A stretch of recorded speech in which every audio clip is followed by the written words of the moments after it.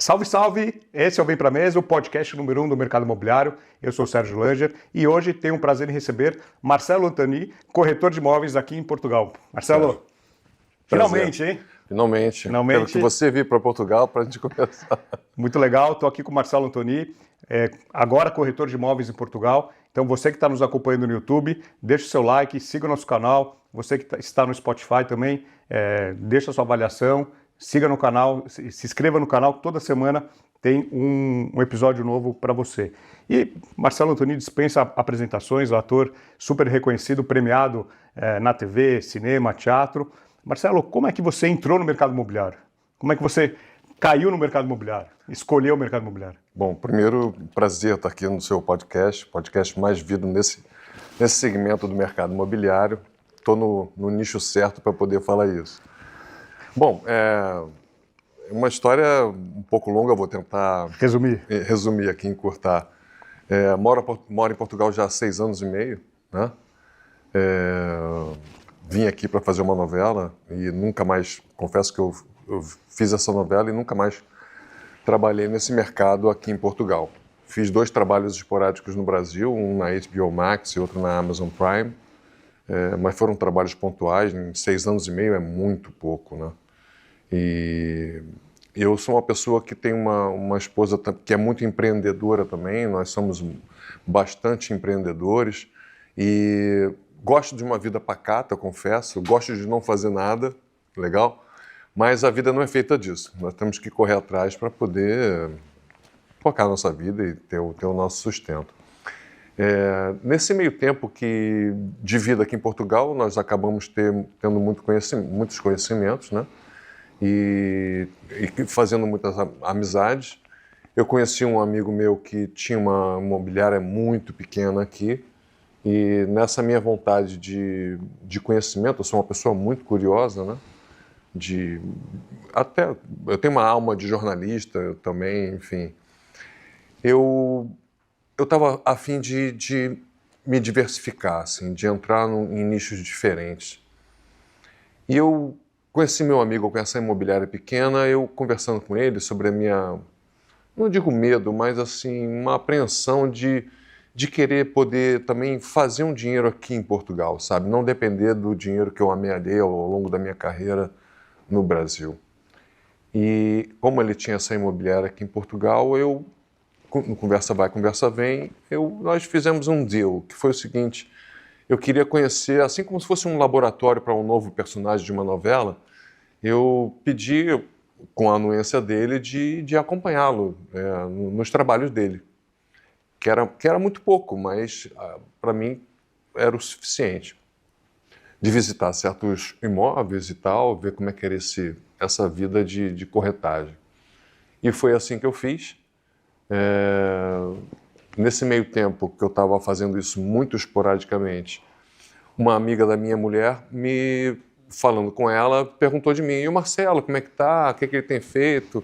Aí a Carolina, minha mulher, falou para ela: não, o Marcelo está agora tentando ver como é que é esse mercado imobiliário, através de um amigo dele, que tem uma imobiliária X. E ela falou assim: não, o Marcelo não pode ficar nessa imobiliária X. Marcelo tem que ir para a The Agency. Tem que conhecer a The Agency. Eu tenho um amigo meu que trabalha lá, vamos fazer essa conexão. E foi assim que aconteceu. Eu fiz um video call com esse meu amigo e acabei acabei conhecendo o trabalho da The Agency e esse meu amigo me apresentou ao Aires Neto, que é o CEO, o manager da The Agency Portugal. E nós tivemos uma sinergia muito forte, porque ele é um brasileiro carioca que nem eu, e eu descobri que nós tínhamos a mesma idade e morávamos a 400 metros um do outro. Na infância? Na infância. Ele morava no Parque Guinle, que é em Laranjeiras, Largo do Machado, e eu morava no Catete, a 2 ruas do Largo do Machado. Só que nós obviamente, nunca nos encontramos. Mas, enfim, tudo isso para dizer que teve uma afinidade, né, de gostos e tudo. E recebi esse convite oficial para entrar como corretor da The Agency, e onde eu, enfim, Foi daí que se deu o início de tudo. Que ainda é recente, que é muito novo. É muito novo. recente. Na verdade, deve ter 5 meses que isso aconteceu. 5 meses da The Agency. Desde a minha entrada na The Agency. E nessa outra imobiliária você ficou quanto tempo? Fiquei 1 mês. 1 mês. Um mês e meio. Foi muito pouco, foi uma ligação assim de destino. Então, inclusive, obviamente, é um tempo muito curto para se explicar isso, porque eu tenho um lado muito místico muito forte, né? Eu acho que tem alguma força superior que guia o destino da gente, e, obviamente, a partir de uma ação nossa. Se não tiver ação nossa, o universo não vai ajudar, não. Mas a partir do momento que você tem uma ação, uma iniciativa, o universo conspira para que você seja colocado no lugar certo para que esse jogo continue. Eu me lembro quando saiu essa notícia que Marcelo Antoni virou corretor de imóveis no Brasil, compartilhado em diversos grupos, eu recebi, todo mundo postando, e aí eu vi a matéria da Record também, que foi feita aqui, saiu lá no Brasil um domingo. Sim. Eu falei, pô, um dia eu vou gravar com o Marcelo, falei assim, pensei assim, quero trazer o Marcelo pro Vem Pra Mesa. E eu não imaginei que ia ser tão rápido, que a gente ia criar essa conexão. Até o nosso encontro também. Até o nosso encontro foi rápido. Estivemos juntos lá em Milagres, lá em Alagoas. E você me falar que grande parte do que você está estudando vem do meu Instagram, eu fiquei muito contente. Sim, sim. Você é uma referência, Sérgio. Assim, porque, assim, quando eu entrei para a The Agency, eu senti uma necessidade de poder usar o meu Instagram para divulgar isso, claro. Para atrair clientes para o meu trabalho. E claro que eu imaginava que ia ter uma repercussão, mas eu confesso que não imaginei o tamanho da repercussão, porque eu fiz um vídeo, de certa forma, despretensioso na minha casa. Eu estava de tarde em casa, me lembro, inquieto ainda, porque não tinha divulgado da maneira correta a minha entrada na The Agency, na corretagem, e aquilo ficou me perturbando, e eu falei assim, cara, eu tenho que fazer uma coisa que seja legal. E eu acredito muito que quando as coisas partem de dentro para fora, elas têm resultado.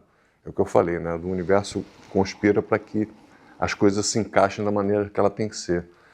Eu peguei um blazer, botei, pedi para minha mulher fazer um corretivo no meu olho, na olheira, peguei meu ring light, posicionei, botei até uma luz errada, botei uma luz amarela, eu estava bem amarelado no vídeo. Botei no meu telefone com um aplicativo que tem um teleprompter. Fui na inteligência artificial, fiz uma pesquisa de texto que eu poderia falar, adaptei a minha situação, botei o tempo certinho do teleprompter e fiz umas 6, 7 vezes, né? Porque a gente erra, até que vai o bom e dá o certo. Lancei esse vídeo e, como eu falei, uma repercussão enorme. Midiática. Eu virei notícia no Brasil. As pessoas ligavam para mim falando, só falam de você aqui no Brasil. Sim. Entrei até na CNN ao vivo. Eu dei entrevista para todo e qualquer tipo de mídia no Brasil. Isso foi muito importante em vários fatores. Assim, para minha nova carreira, para a própria agência e para o futuro que eu estou tentando construir, né? Que, consequentemente, vem tudo aquilo que um corretor espera num trabalho como esse, que são clientes, né? E você, desde criança, quis ser ator? Como é que foi a sua entrada nesse segmento aí? Não, a história é muito longa, eu vou de novo tentar condensá-la aqui, e voltando e entrando nessa parte mística também. Nunca pensei em ser ator. Na verdade, é engraçado o que eu vou falar, porque eu sou o filho mais velho de 3, meu pai é funcionário público aposentado, minha mãe é dona de casa. Eu, quando passei para a faculdade da Gama Filho, uma faculdade particular que tinha na Piedade. Eu ia ser jornalista, na verdade, né? Só que depois do terceiro período eu tive que abandonar a faculdade, porque eu morava em Niterói, a faculdade era na Piedade, uma faculdade muito cara. Meu pai não tinha condição de pagar, meu irmão do meio também tinha passado por uma particular, enfim, eu optei por desistir da minha carreira, abandonei a faculdade. E isso eu estou falando com 20 anos de idade. 20, 21, 19, 20, 21, não sei ao certo, mas por aí. E fiquei uns bons 3, 4 anos sem fazer absolutamente nada na minha vida. Eu morava em Niterói, e a vida ia passando, e meu pai, numa certa cobrança, e aí da vida... Meu pai me deu muito... Minha família me deu muito amor na minha vida, mas não me deu as armas para poder enfrentar essa vida. Então eu me via muito sem armas para poder enfrentar a vida de uma maneira de peito aberto, que hoje eu me sinto capaz de fazer isso. Enfim, a duras penas.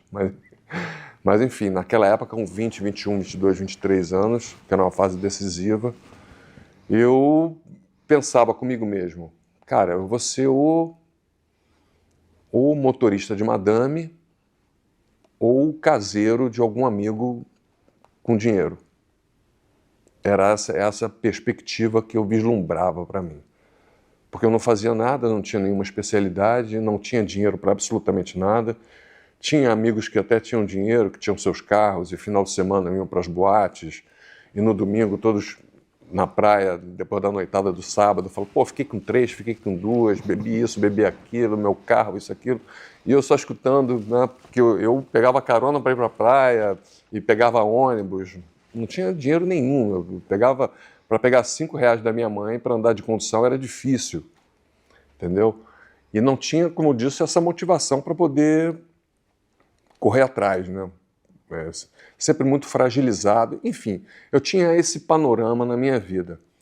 E aí, como eu era muito místico, sempre fui muito místico, sempre gostei das coisas, dos mistérios da vida, as coisas esotéricas e tal, eu comecei a fazer um pouco de astrologia por conta própria. E eu estou falando de uma época, Sérgio, que não tinha internet, né? Não tinha nada, não tinha telefone celular, não existia nada disso. Você comprou livro e foi estudar? Sim, comprava livros, um livro aqui, outro livro aqui, pegava um livro de um amigo e fui juntando uns 4, 5 livros assim. E numa época onde a gente tinha um computador que era aquela caixa grande com as letras verdes, com aquele barulhinho de internet ainda... Sim.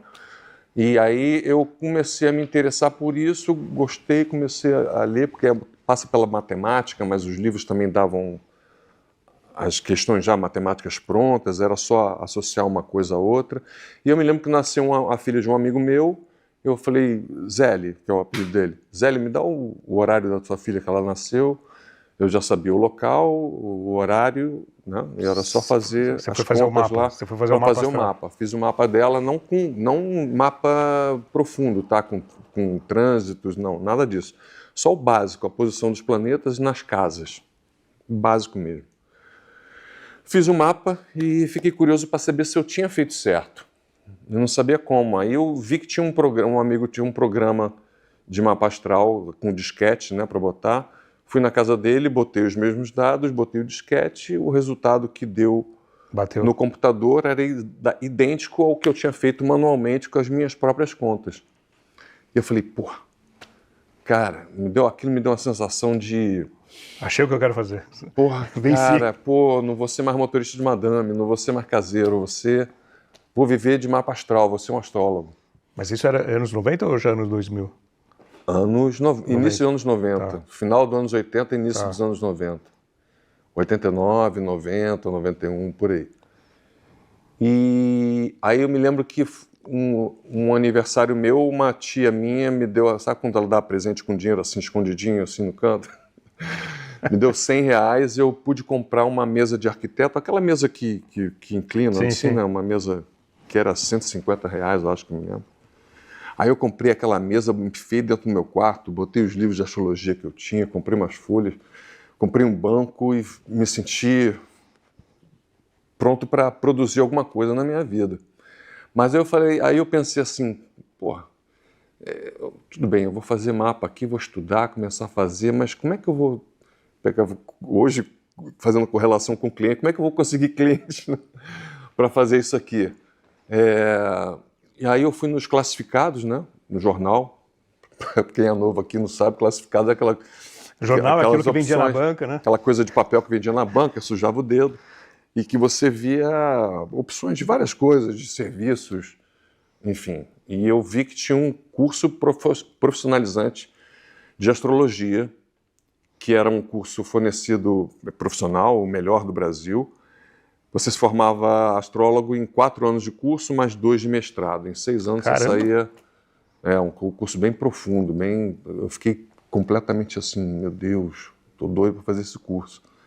Quero fazer esse curso. E depois disso tudo arrumado, eu mirei em fazer esse curso. Só que eu não liguei para o curso, eu queria ir lá. Aí eu pedi R$5 à minha mãe para pegar um ônibus para ir para o Rio de Janeiro. Faltei ali no Largo do Machado e fui andando até quase à beira com o Cosme Velho, que o Cosme Velho é um bairro contíguo a Laranjeiras. E o prédio ficava ali bem no finalzinho das Laranjeiras. E cheguei lá, tinha um prédio de 3 andares, olhei aquilo, assim, me vislumbrei lá dentro, né, todo aquele sonho. Quando eu vi no mural da parede os cursos, o que dava de formação, e no final tinha os valores. E os valores eram iguais aos valores que eu tinha deixado a faculdade Gama Filho, porque eu não tinha condição de pagar.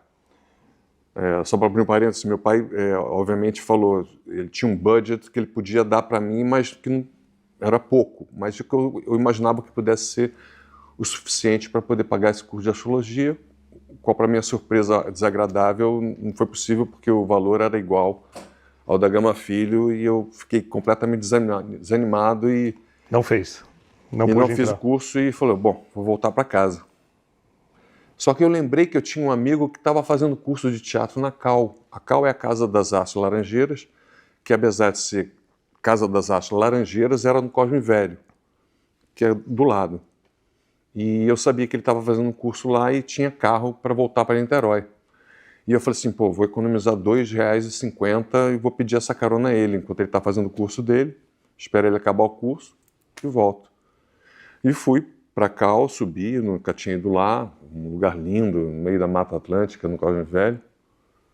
Quando eu cheguei lá, escuto aquela barulhada, né, de teatro, né, o pessoal berrando, correndo para lá e para cá. E eu comecei a conversar com o recepcionista, e o recepcionista falou se eu tinha vindo para matricular no curso de ator. Eu falei assim, não, vou esperar meu amigo. Não, porque hoje é o último dia de matrícula do curso de ator. Aí eu fiz a pergunta que foi a decisiva da minha vida, que eu perguntei, quanto é que é esse curso? E ele me deu um valor que eu queria ter Estava dentro do budget. encontrado na astrologia, e estava dentro do budget. Aí eu falei, quer saber? Vou fazer esse curso. O recepcionista é um bom vendedor. E foi assim que eu... Ele te ganhou pelo gatilho da escassez. Exatamente. E foi assim que eu virei ator. Os astros conspiraram para que eu virasse ator. E não foi uma coisa... o que eu falo, inclusive eu falo muito nas minhas palestras, que eu gosto de iniciar com essa minha história de vida, para depois entrar profundo na coisa da corretagem. Porque foi um movimento interno muito forte meu. Eu não quis ser ator, eu quis ser astrólogo. Só que eu acredito numa coisa superior que guia a gente, que leva a gente para onde tem que ser, como se fosse quase um jogo. Entendeu? Eu fiz um movimento, tive um movimento interno meu, forte, verdadeiro. Quando eu pus ele em prática, o universo parece que entendeu e falou assim, ele entendeu o jogo. Então você vai passar de fase, mas você não vai para cá não, amigo, você vai para cá. Porque eu entendi essa fase. E não era para onde eu tinha que ir para outro lugar. E eu vejo claramente que foi assim que funcionou comigo. Tanto é que depois, até a minha própria vinda para Portugal foi assim, eu estava mirando ir para Orlando, na Flórida. Eu ganhei o Green Card americano, estava de saco cheio de morar no Rio de Janeiro, estava com muita criança para criar, não queria criar essas crianças no Brasil de jeito nenhum. Estava a fim de ir para um país decente, que pudesse dar dignidade de criação. E quando eu tomei essa decisão interna de ir, conseguir o Green Card, quando eu estava pronto para ir, o universo fez assim, entendeu, ele entendeu o jogo. Só que você não vai para os Estados Unidos não, você vai para Portugal. E em seguida veio o convite para fazer novela em Portugal, entendeu? E da mesma forma foi quando eu virei corretor. Foi um movimento interno meu de querer me transformar, de querer me reinventar. Procurei um amigo que tinha uma imobiliária X pequenininha, fui para lá humildemente entendeu? E parece que o universo falou assim, entendeu o jogo. Só que você não vai para aí não, amigo, você vai para cá, ó. Pá! É isso, e foi assim que enfim, foi assim que eu virei ator, né, nessa história, e depois foi assim que eu entrei nesse mundo da corretagem. Agora, são duas profissões que eu ando em paralelo, porque são duas profissões que me permitem trabalhar até a minha passagem, até eu sair dessa vida terrena. Eu posso trabalhar velhinho como ator e como corretor. Agora, na dramaturgia, é certo falando dramaturgia? Na dramaturgia você tem o teatro, você tem o cinema, você tem televisão.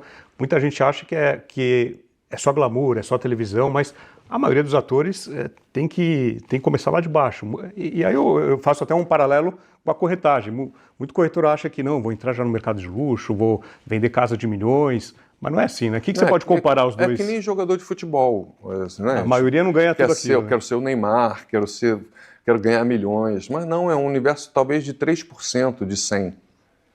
Entendeu? Existe uma turma enorme que trabalha com teatro. Eu por exemplo, quando eu trabalhava com teatro, iniciei, eu comecei pelo teatro, né? O pipoqueiro ganhava mais que eu. Eu já fiz peça onde era eu e mais dois atores só em cena, onde tinha um espectador. Uma pessoa. Se tivesse 3 era muito, era mais que em cena. Então é uma luta, não é muito trabalho e de uma certa forma muita sorte o que aconteceu comigo, mas ao mesmo tempo uma sorte derivada também dos desígnios do universo, mas não deixa de ter por trás um certo trabalho da minha parte. Eu tive que trabalhar muito, ralar muito, né? Eu achei que eu fosse ser o ator de teatro que eu fazia comercial, eu fazia figuração em comercial da Mil, por exemplo, não sei se tem esse plano de saúde hoje. Então, eu botava jaleco com a prancheta e passava no fundo, assim, cruzava assim. Eu vi, olha lá, eu passei. Eu ganhava R$100 30 dias depois. E aquilo para mim era dinheiro. Era dinheiro, me lembro hoje, nitidamente, eram R$100. Eu pedia R$5 para minha mãe andar de ônibus. Então, se eu ganhava R$100 num comercial, para mim era muito. Era uma festa. Mas eu percebo que era uma coisa limitada. E eu percebo que hoje em dia a maioria de vários amigos que eu fiz na época que eu entrei no teatro, que estão até hoje nessa luta. No teatro? No teatro, tentando lutar, vivendo do seu dinheirinho, indo de ônibus, voltando. Como que é a entrada na televisão, principalmente Globo? Como que é esse passo de sair de um público menor e ir para a massa? Bom, é inacreditável. Mas como é que foi? Também é nessa mesma seara são os astros. Você não você vai para cá. Foi a mesma coisa. Eu só tenho a agradecer, mas enfim, é o que é. Tem uma coisa realmente comandando aí. E ainda vai vir mais coisas, né? Com a The Agency que a gente ainda vai falar sobre isso. Com certeza. Eu como todo ator, eu deixei meu currículo na Globo, né? Mas engraçado, eu só deixei meu currículo na Globo depois de passar por muita experiência no teatro. Eu não virei ator ou poderia ter entrado na Cal quando eu entrei e já deixar meu currículo na Globo, como muita gente faz, aliás. Você sabia que ainda não estava pronto. Você quer ser médico, você tem que estudar para ser médico, né? Você já não vai operar, né? Você vai iniciar medicina e já operando? Não. Eu tinha que fazer certos trabalhos. Então eu fiz a Cal, depois saí, participei de vários grupos de teatro, peguei meu registro profissional, onde eu pude, aí, depois de um tempo de luta, mais uns 3, 4, 5 anos, deixar meu currículo na Globo. Deixando meu currículo na Globo e conhecendo já nesse meio tempo... Currículo impresso, papelzinho? Papelzinho. Uma coisa parecida com corretagem é o nosso networking, né? Você tem que conhecer as pessoas para ser visto e poder ser chamado para os trabalhos. E eu fui chamado para fazer um teste para uma minissérie chamada Incidente em Antares, que era para ser filho do Paulo Goulart. Fui fazer esse teste, fiz esse teste, foi um teste muito bom. Foi o Tônio Carvalho, que é uma pessoa que administra lá o departamento de elenco da Globo. Acho que hoje não mais, mas na época era ele. E depois eu recebi a resposta de que eu não tinha sido escolhido porque quem foi escolhido foi o Paulo Goulart Filho, por motivos óbvios. Parecia mais com o pai. O próprio filho foi no papel. Mas eu fiz um teste tão bom que o Tony Carvalho me chamou para fazer a oficina de atores da Globo. Que na época a Globo, eu estou falando de 94, tá? 1994. Eu me lembro bem porque foi uma época marcante por 2 episódios. A Copa do Mundo ganha pelo Brasil e a morte do nosso Ayrton Senna. E eu morava em Niterói ainda. Voltei para morar em Niterói na casa dos meus pais. Fiz 3 meses de curso de oficina, onde foi sensacional esse curso, já com uma certa bagagem no teatro. E um dos meus trabalhos na oficina chamou a atenção de um dos maiores diretores da Globo, que é hoje já não mais, o Luiz Fernando Carvalho. Ele me chamou para me conhecer, por causa de um trabalho que eu fiz nessa oficina. Quando eu cheguei para conhecer, ele falou... Aí eu falei, pô, por que um? Ele falou, não, porque eu estou fazendo um remake de Irmãos Coragem, que é só jagunço, né? E eu não estava com cara de jagunço, eu estava com cara de garoto, limpo, garoto mesmo. Não tinha como fazer. Apesar do trabalho que ele me viu bom, ele falou, poxa, obrigado, é legal te conhecer, mas valeu, não é o que eu pensava e tal, tchau. Aquilo ficou, pô, caramba. Enfim.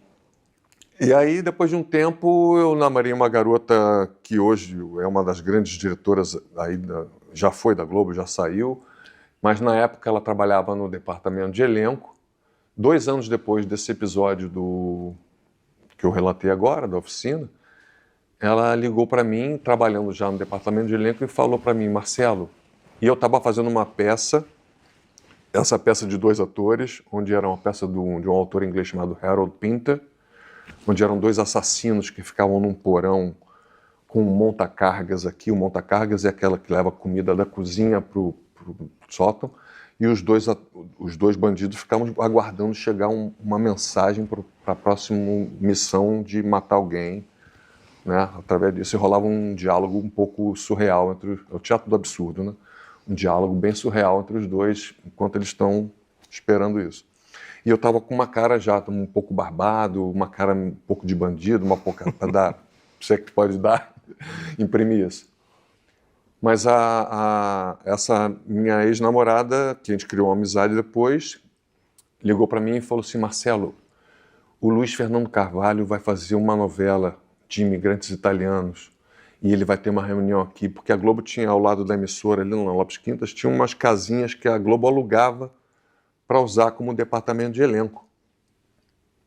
E ele vai estar tal hora nessa casa, aborda ele, mostra o teu material e fala que você quer trabalhar, porque ela sabia daquele meu encontro com ele há uns 2 anos atrás. Eu falei, caramba. Enfim, fui para lá, fiquei na varanda dessa casa, assim, que era uma porta na rua e uma porta aqui, as pessoas tinham que passar aqui. Eu fiquei nesse buraco aqui, esperando ele passar. Só que eu fiquei 4 horas nesse buraco e ele não aparecia. Então, de tanto passar gente para lá, para cá, eu já afrouxei um pouquinho e quando ele apareceu mesmo, ele é comprido e grande, no que ele abriu a porta, ele já estava entrando na outra, foi o tempo de eu falar, Luiz, ele me atendeu assim, tipo virado assim, né, com a porta aberta, eu falei, o que que é? Eu falei assim, não, desculpa, eu sou aquele rapaz que você me chamou, me situei ele um pouquinho, muito rapidinho assim, queria deixar o meu currículo para, sei que você vai fazer um próximo trabalho e tal. Ele falou assim, tá, aguarda aí que eu vou pedir para minha secretária pegar contigo aí, fechou a porta. Eu falei, puta. Aí deu 1 minuto, abriu a Lucinha, baixinha, depois eu vim saber que era o braço direito do Luiz, toda simpática. Aí eu falei, oi, tudo bem, Lucinha? Aí expliquei para ela, eu fiz a oficina um tempo atrás, o Luiz me chamou, não deu certo, eu imigrante italiano, tá aqui meu currículo, eu acho que eu, gostaria de fazer parte de um teste para o elenco e tal, e deixei, fechei a porta, falei, Aí desci a rua para pegar o ônibus para Niterói, meio desanimado, assim, triste, e assim foi. Nesse meio tempo, nesses testes, a história é um pouco comprida, mas enfim, vale a pena escutar. Nesse meio tempo da resposta dele, que não vinha a resposta dele, eu segui a minha vida, fazendo esses testes da Mil, que passa com a prancheta lá atrás e tal, e fui chamado para fazer um teste para um comercial da cerveja Antártica, que a Daniela Mercury ia cantar, e a Conspiração Filmes, na época, era a grande produtora de comercial do Brasil, só Andrusha Waddington, aquela galera forte. E eles me chamaram para fazer, era um grupo que ia para Paraty, para remar lá nos rios selvagens, e um grupo que ia para um grupo muito reduzido de 5 ou 6 pessoas que ia para Tunísia, deserto da Tunísia, gravar com os camelos, lá bebendo cerveja, como se estivesse voltando de uma festa chique, tudo, e, enfim, aquela coisa de comercial, né? Tá num deserto com camelo voltando numa festa. E era mais barato levar essa turma para a Tunísia do que gravar em Arraial do Cabo trazendo camelo. Por isso que eles fizeram isso. E aí eu fui lá despretensiosamente fazer o teste para o grupo de Paraty. O teste não consistia em texto, não tinha texto. E como eu já vinha fazendo vários testes ao longo dos meses, eu conhecia o cara que estava comandando o teste, o diretor, quem estava fazendo o teste. Então eu ia muito apreensivo nos testes anteriores quando tinha texto, porque eu ia nervoso, porque fazer direito, decorar isso aqui, fazer direito, fazer... E não rolava. Quero fazer direito, quero fazer... Não rolava. E dessa vez eu fui para um teste que não tinha texto, conhecia todo mundo, e fui meio desarmado, e o teste era assim, tipo assim, faz aí, Marcelo, é para fazer uma micagem qualquer. Aparece aí, faz uma micagem. Não era para mim só, não, era para todo mundo que aparecia. E eu estava tão assim, tipo, Tava leve. Conspiração, cerveja Antártica, não tem passado em quase nenhum teste. Liguei o F e falei, era palhaço mesmo, eu já conhecia todo mundo. Eu estava muito à vontade, desarmadão.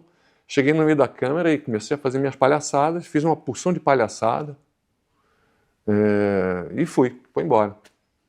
Aí, 4 dias depois, me ligam lá para casa, o cara da conspiração, e eu logo falei assim, caramba, acho que eu passei para ti. Eu falei assim, oi Marcelo, tudo bem? Tal, aqui é fulano e tal, do departamento de cerveja Antártica.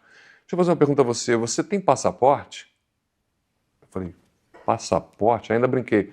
Passaporte é aquele negócio que tem foto, né, que você viaja, né, de avião. Eu nunca tinha viajado de avião, quer dizer, internacional, interno tinha viajado. É aquele negócio que te tira para viajar, né? Aí eu falei assim, não, porque você foi escolhido para o Andrusha. Andrusha não, perdão, era o filho da Fernanda Montenegro, Cláudio, esqueci o sobrenome dele, mas é o irmão da Fernanda Torres. Ele dirigiu o projeto. Ele te escolheu para você ir para a Tunísia, com um grupo que vai gravar lá. Falei, caramba! Aí, cara, revolução, peguei um paletó do meu pai, nem precisava disso, mas eu peguei um paletó, peguei uma gravata, pedi para um amigo meu fazer o nó da gravata, pedi dinheiro para minha mãe, fui por edifício, eu morava em Niterói, fui por edifício garagem no centro do Rio de Janeiro, porque era o único lugar naquela época que tinha uma cabine de foto para passaporte, bati a foto para passaporte, tirei meu passaporte em tempo rápido, assim, e viajei para a Tunísia. Minha primeira viagem internacional, fui para Paris, Tunis, andei quase 5 horas para dentro do deserto, porque Tunis não é deserto. Você tem que ir para a borda do deserto para gravar lá. Ficamos uma semana lá. Ao final dessa gravação, estávamos todos no lobby do hotel, com a mala para voltar mais 5 horas para Tunis e pegar Paris e Rio. A equipe abriu um champanhe para comemorar o desfecho da gravação. Quando a gente estava brindando, eu vejo a assistente que estava lá com a gente, assistente de produção, vinha assim meio esbaforida, com o olho meio aberto, assim, falando, Marcelo. Aí na hora eu falei assim, caralho, aconteceu alguma merda, minha mãe morreu, aconteceu alguma merda. Que ela veio esbaforida para mim, nitidamente querendo me dar alguma mensagem.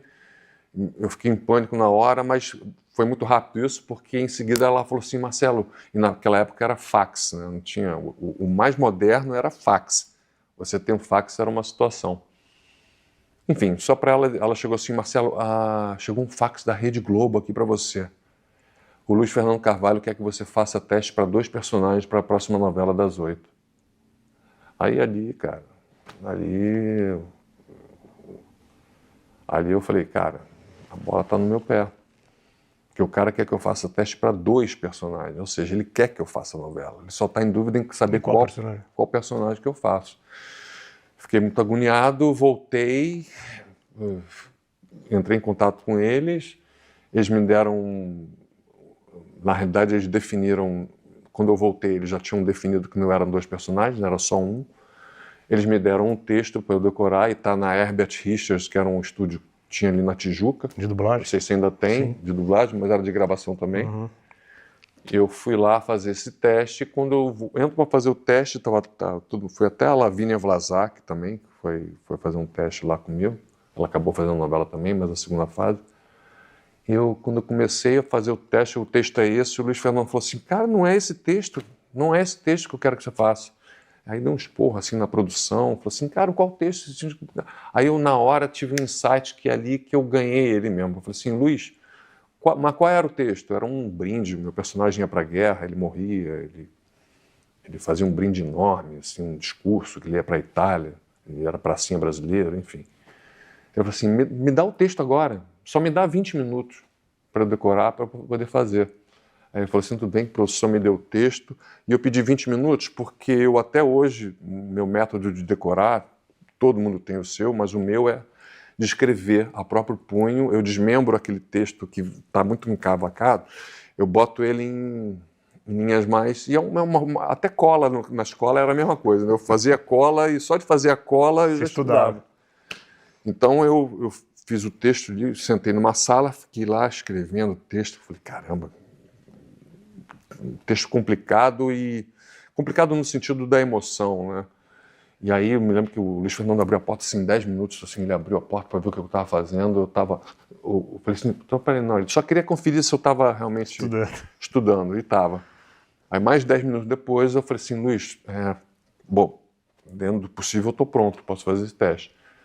Fiz o teste com esse texto e depois, uma semana depois, me ligaram falando que eu fui aprovado, escolhido para fazer o Bruno Berdinazzi, que foi o personagem da primeira fase da novela O Rei do Gado, uma novela do Benedito Rui Barbosa, que foi que eu vinha fazer depois, uma outra novela que o Benedito quis que eu fizesse essa novela, porque o autor, quando gosta, cria uma afinidade, né?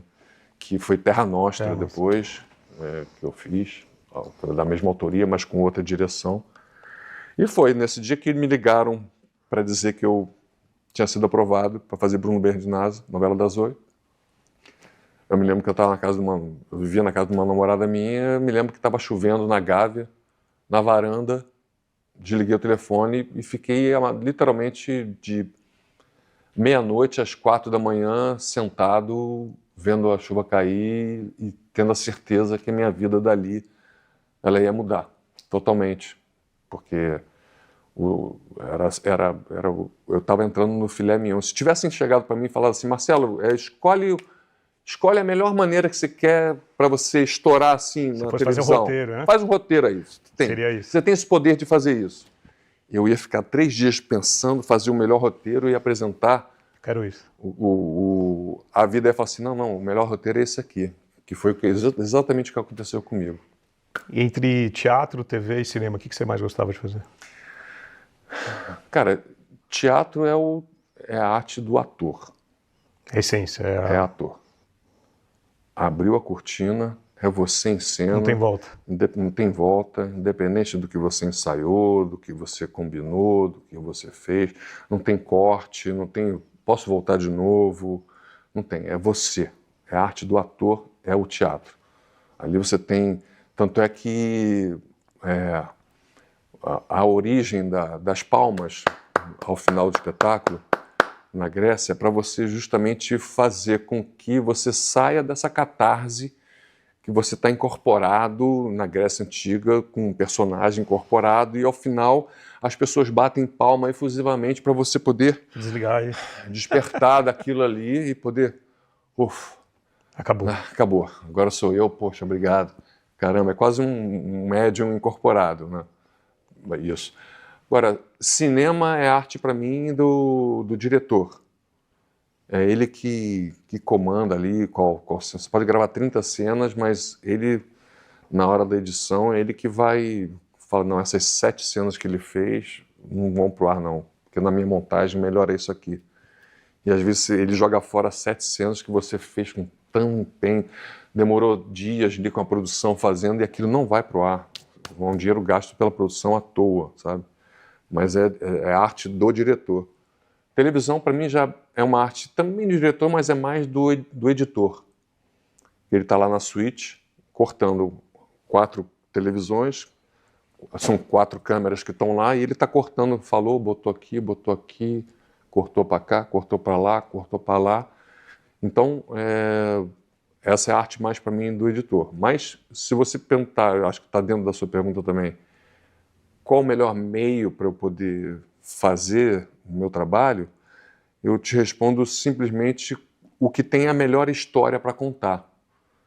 Porque por mais que eu saiba que a arte do teatro é a arte do ator, se você não tem uma boa história para ser contada, ela não vale a pena. Porque eu gosto muito, apesar de ser uma arte que foge do nosso controle, o cinema e a televisão, eu gosto muito de fazer, aprendi a fazer e sei fazer e gosto de fazer. Os 3 veículos. Então, para mim, tem que ter uma boa história para ser contada. Se a história não for boa, não tem sentido nenhum. É quase você ficar esvaziado para você poder. E comparando com a corretagem, você tem que ter amor e paixão por aquilo que você está vendendo. Sim. Né? Agora, o streaming, Netflix, Amazon Prime, trouxe uma história nova, trouxe um personagem novo? Ou é a mesma coisa que fazer TV? Muda alguma coisa? A mesma coisa. É mais parecido com cinema, né? Não é tão parecido com televisão. É quase uma mescla, assim. Obviamente, amplia-se o mercado. Para a gente é bom, mas percebe-se hoje, falando com você agora, hoje, não é uma coisa que evoluiu, é uma coisa, pelo contrário, deu até uma estagnada, muito em função de budget, muito em função de orçamento, que é o problema que as televisões estão tendo, né? Estão cortando os seus custos por salários altos, os grandes profissionais de todas as áreas, não só ator, como jornalista, autores, diretores, estão sendo dispensados para botarem gente nova que ganham 20 vezes menos. Isso, consequentemente, reflete na qualidade do produto e, consequentemente, reflete na quantidade de pessoas que assistem. A audiência diminui drasticamente. Então, ainda mais com a entrada do YouTube, que hoje, há mais de 10 anos, é o meu veículo de comunicação, que eu gosto de ver, com a entrada do YouTube, com internet, os celulares, hoje em dia todo mundo é dono do que quer ver, do que quer assistir. E não ficava refém de alguém que pudesse dizer, agora você vai assistir isso, agora é isso. Imagina, vou explicar hoje para uma geração nova, crianças de 10 anos, 11, que existia a seguir cenas dos próximos capítulos. E você vai ver só no dia seguinte. Você só vai ver, meu Deus, eu tenho que ver essa novela no dia seguinte. Eu vou pular a publicidade. Não existe aqui. isso mais hoje, né? Então...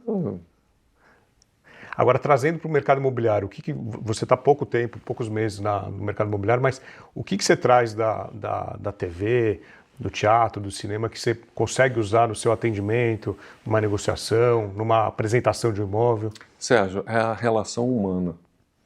São as pessoas, o contato com as pessoas. Isso é com as pessoas, é um trabalho de psicologia, é um trabalho de humanas, porque... Como eu já escutei no seu podcast, não sei se veio de você ou de alguém que você entrevistou no Instagram, o corretor é um algodão entre cristais. Foi o Eliseu que falou aqui no primeiro. Isso é uma definição muito boa, porque, cara, é muito delicado quem está vendendo, quem está comprando, e você tem que estar ali mediando isso, né? Eu tenho que ter muita diplomacia. Eu tenho que entender o comportamento humano. A minha vida, o meu estudo de mais de 20 anos, quase 30, como ator, praticamente 30 anos, né, que vai fazer agora, quase 30 anos que eu estou nessa profissão, me dão uma bagagem certa para poder enfrentar o que eu estou enfrentando agora com a corretagem. Tenho pouco tempo? Tenho. Tem dificuldades? Tem, e vou sempre ter, acho que sempre. Mas eu vejo que as minhas dificuldades são no nível burocrático, sabe? Na coisa de papelada, ainda lidar com certos termos que não... Operacional. O operacional, mas Sim. Aqui a The Agency me proporciona... Alguém vai te ajudar. Isso para eu ficar tranquilo para trazer o que eles precisam de mim, que são clientes. Porque a partir do momento que eu divulguei que eu estava trabalhando na corretagem, foi uma chuva, uma enxurrada de pessoas me procurando e oferecendo tudo e qualquer tipo de negócio. Principalmente do Brasil, mesmo sabendo, as pessoas Você está aqui. estão sabendo que eu estou em Portugal, né? E isso detonou...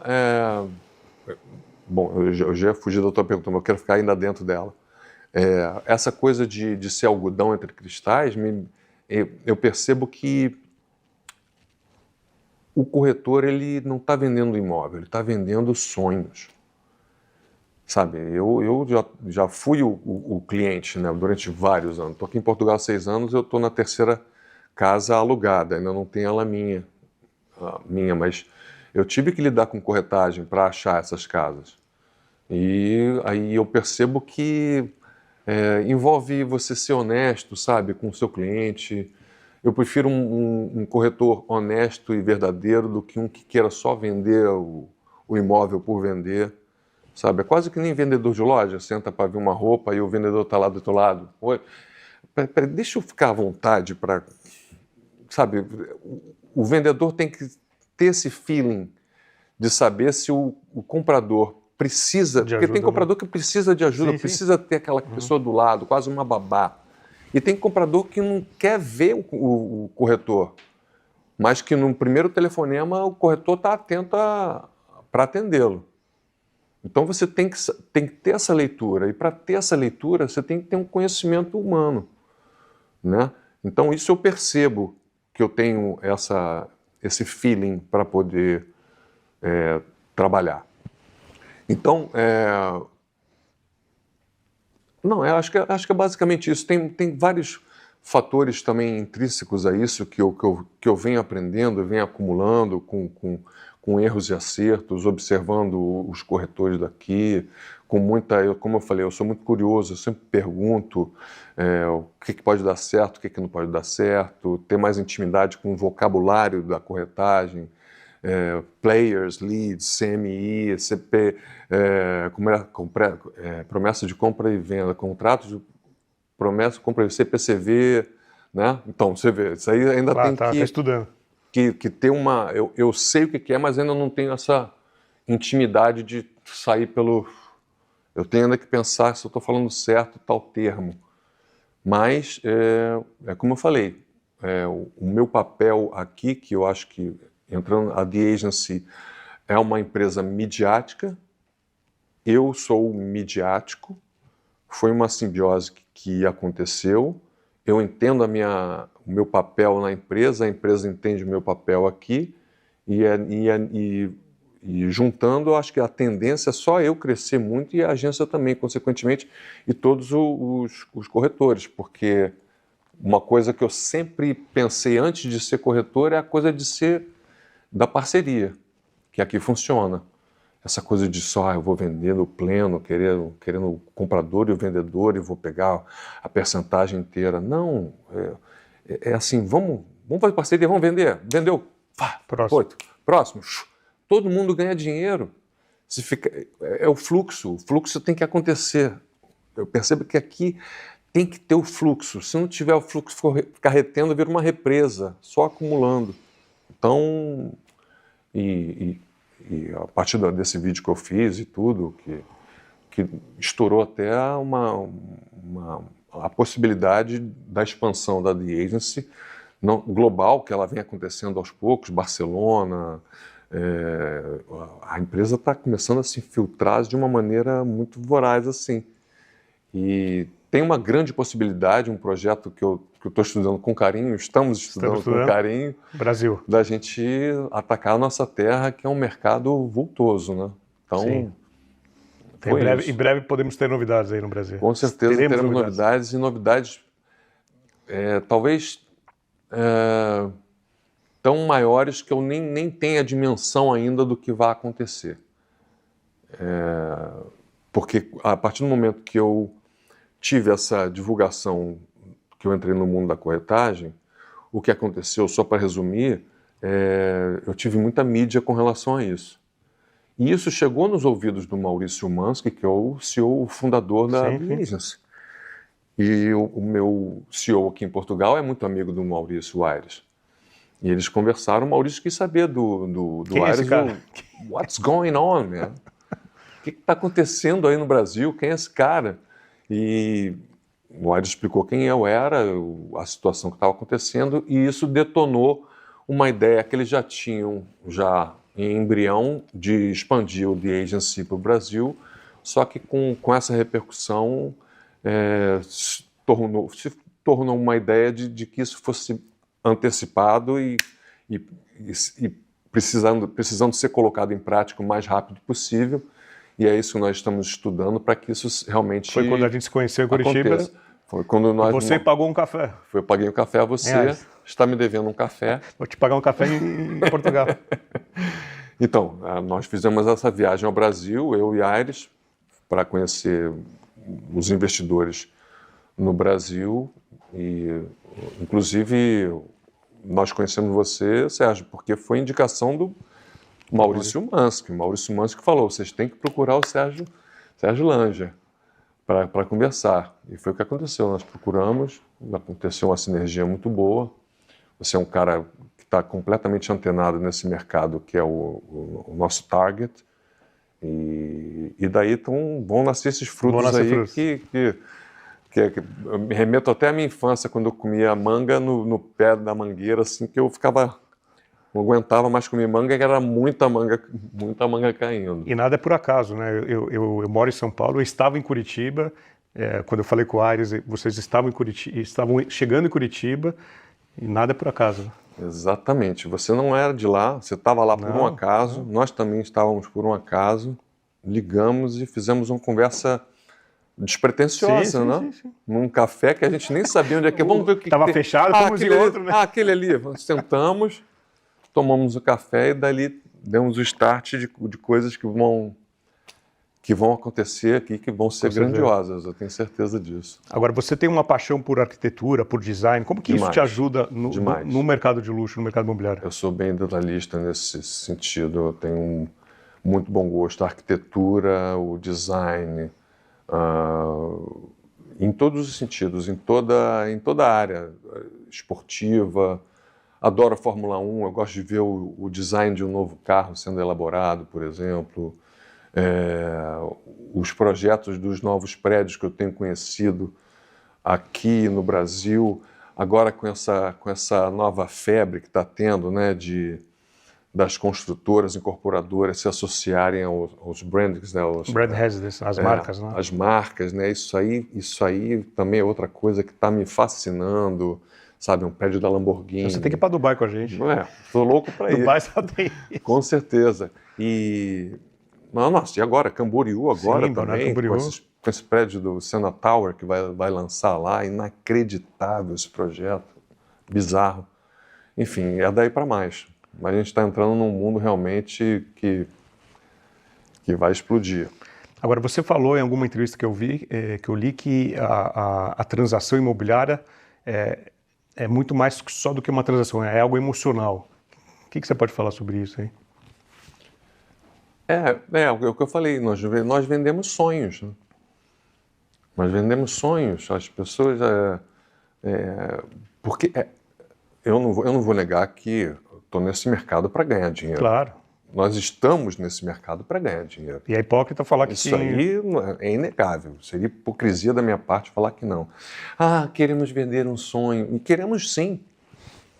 Eu quero poder aliar as duas coisas. Eu não quero separar uma coisa da outra. Eu quero ganhar dinheiro sim, e eu quero fazer com que o meu cliente fique satisfeito com o que eu estou fazendo.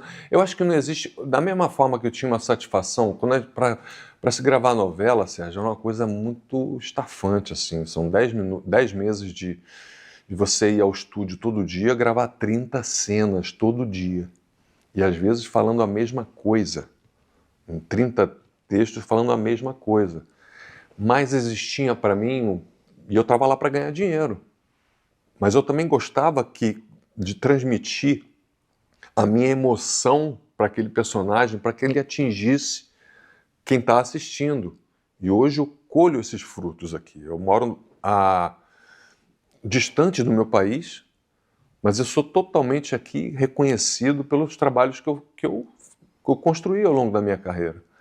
E digo mais, não é obviamente pelos portugueses e pelos brasileiros que moram aqui, mas são por toda a América do Sul, romenos, búlgaros, russos, cubanos. Para quem não sabe, as novelas brasileiras são assistidas no mundo inteiro, né? Sim, no mundo inteiro.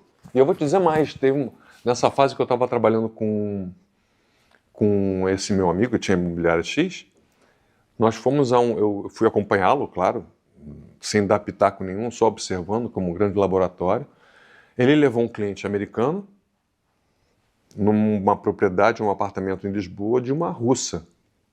Até então eu não sabia que a proprietária era russa. E chegamos lá, eu, o meu amigo e o cliente americano. Batemos na porta, ela abriu. Quando a russa abriu e olhou para mim, eu vi que ela regalou um olhão assim.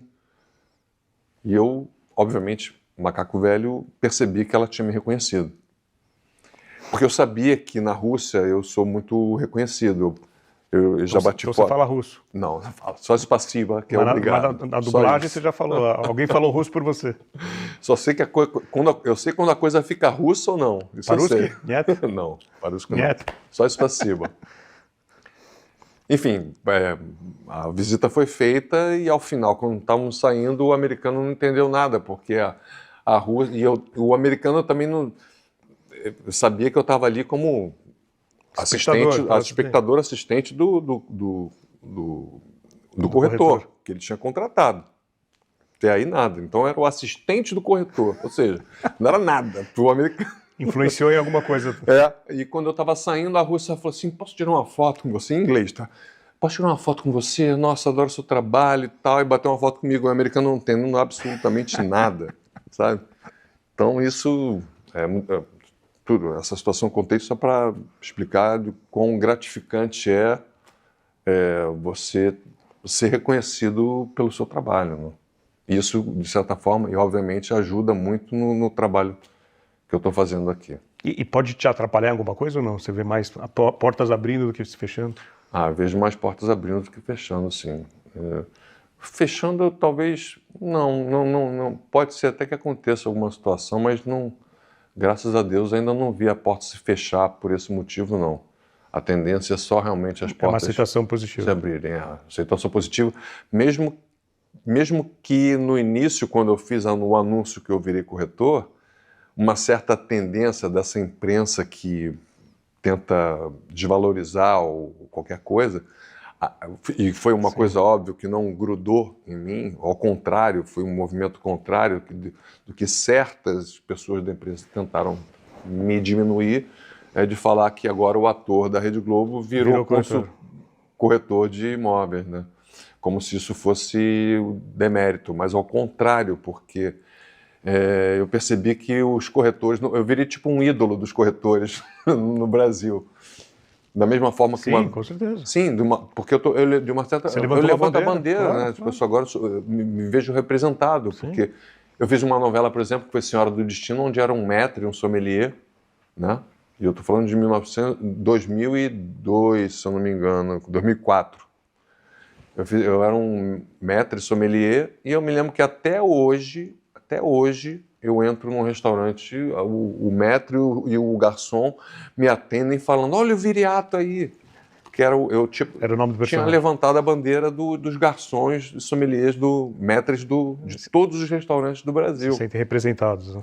Eles se sentem representados. E é isso, fico muito gratificado, muito feliz. E eu percebo que é só o início de uma grande jornada. E você é um grande defensor também da sustentabilidade e da preservação cultural, né? O que você pode falar sobre isso? Sustentabilidade cultural, que você fala? A sustentabilidade e a preservação cultural, da parte da cultura também. Não, sim, porque assim, por mais que com a inteligência artificial surgindo, a tecnologia vindo de uma maneira muito ferrenha, hoje em dia talvez para se fazer um teste para fazer personagens talvez não sejam mais humanos, sejam inteligências artificiais que estão perfeitos, não precisam mais contratar ator, é só fazer. Mas eu acredito muito ainda na relação humana e na origem que remete à Grécia, sabe? Sófocles, Eurípides, essas pessoas que construíram a base do teatro moderno. Eu acho que vai chegar um momento em que essa relação, o que nós estamos fazendo aqui, eu e você agora conversando, que atinge a quem está assistindo a gente, isso aqui pode ser feito pela inteligência artificial? Pode.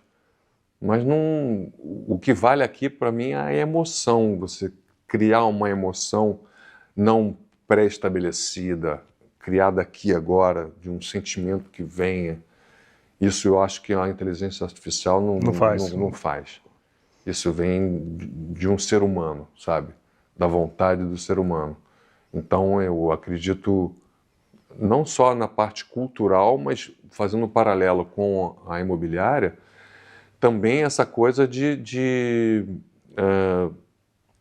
por exemplo, na venda, principalmente de imóvel de alto luxo, eu percebo que tem que ser incluído coisas que não eram incluídas antes. Tipo, por exemplo, na garagem de um prédio ou de uma casa ter o abastecimento de um carro elétrico. Coisa que não é impensável, né? Se agregar esse tipo de valor Sim. ao seu imóvel e coisas sustentáveis, tipo luz, LEDs, que não precisam tanto da eletricidade, mas de coisas da luz do sol, sim, sim. Não está no termo técnico, isso tem que ser cada vez mais estimulado e eu percebo que os novos projetos estão pensando nesse meio, até de jardinagem, de alimentação mesmo, as pessoas estão plantando em casa, tem o seu reduto que possam cultivar o seu próprio alimento, por exemplo. E você sempre recebeu muito carinho do público, dos fãs, mulheres, homens, crianças, e agora você está atingindo um público novo que são corretores de imóveis. Você esteve recentemente no Brasil para algumas palestras e teve contato com muito corretora tirou foto, ouviu muito feedback. O que você ouviu aí de interessante? O que você conversou com corretores? Olha, de um modo geral, é exatamente isso que eu falei anteriormente. Eles se sentem representados, agradecem muito eu estar levantando essa bandeira, me parabenizam por eu estar, de certa forma, me reinventando na profissão, porque eu não tive problema nenhum de me anunciar como corretor de imóveis de luxo, coisa que muita gente... Eu tive um grande amigo meu que, quando eu fiz esse vídeo, que eu estava anunciando que eu era corretor, ele, no ato, me ligou e falou exatamente isso. Tira esse vídeo do ar agora. Eu falei, por quê? Cara, você tem um legado como ator. Você não pode estar fazendo isso. Eu falei, cara, eu sei o que eu estou fazendo. Eu estou fazendo isso, eu expliquei a situação e deixei, não ia tirar. Deixei. 7 dias depois, ele me ligou. Falei assim, Marcelo, cara, eu queria te pedir desculpa.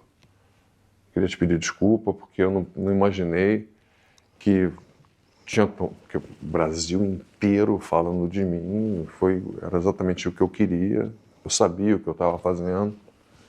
Então tem muita gente, para você ver, o teu melhor amigo te liga para falar que você está fazendo uma coisa errada, sem saber que ele que estava errado, ele me ligou, pelo menos ele teve a hombridade de me ligar e pedir desculpas e perceber o erro que ele tinha feito de me pedir uma coisa que era um absurdo. Assim.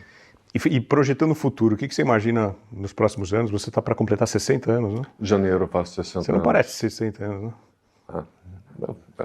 O que vale é o que tem dentro da gente, dentro da cabeça da gente. O que você planeja para os próximos anos? Vida pessoal, mercado imobiliário, negócios, Brasil? Cara, eu projeto coisas boas. Esse projeto Brasil, eu acho que é uma coisa que eu vou me dedicar muito para que isso aconteça. Ele tem inovações aí, pouca gente, e eu te digo isso, Sérgio, muito pouca gente está percebendo o que é esse projeto da The Agency Brasil. Eu considero o Aires Neto o fundador aqui da The Agency Portugal, fundador não, o CEO da The Agency Portugal, um visionário nesse sentido. Porque nitidamente é uma pessoa que tem a bagagem que ele tem, ele tá sabendo exatamente o que ele está fazendo, ele percebe a potencialidade do mercado brasileiro que beira, se não passa, do trilhão. Sim, o mercado é gigante. Né? O que ele fez em 1 ano e meio, quase 2 agora em fevereiro, faz 2 anos da The Agency Portugal, já está na situação que ela está, um país do tamanho de Pequeno, Pernambuco, imagina no mercado brasileiro. Isso, com certeza, vai impactar o mercado de uma forma geral, já impactou aqui em Portugal, vai quebrar certos paradigmas que as pessoas vão ter que se reinventar com o que vai ser implementado, e a gente já está na boca para que isso seja estabelecido, não tem nada certo ainda, mas o que está se caminhando e se formatando para que isso aconteça é um tiro certo. E eu tenho essa sensação de que, voltando assim, talvez até para, não sei, nem estou me adiantando aqui para encerrar, mas como eu falei várias vezes aqui do que, ele entendeu isso aí, é The Agency Portugal, beleza, mas não vai ser não. Olha aqui, ó, olha o Brasil aqui para você. Tem algo... Olha o que vai vir para você aqui.